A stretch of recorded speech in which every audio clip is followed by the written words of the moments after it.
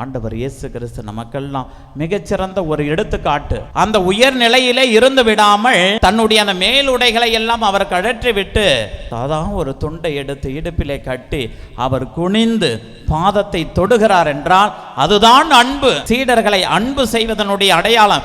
இந்த அன்பை உலகெங்கும் சென்று எல்லோருக்கும் பரப்புங்கள். எவரையும் அடிமைப்படுத்தாதீர்கள், ஆணவத்தோடு நடத்தாதீர்கள், அதிகாரத்தோடு நடத்தாதீர்கள். நான் உங்களுக்கு அன்பு செலுத்தியது போல நீங்களும் ஒருவர் மற்றவரிடம் இந்த உலகம் உள்ளவரை இந்த அன்பை நீங்கள் பரப்பிக்கொண்டே போங்கள். இதுதான் நற்செய்தி. இது மதமாற்றம் அல்ல, அன்பை விதைப்பது, அன்பை வாழ்வாக்குவது. இது எல்லா மனிதர்களுக்கும் உரியது.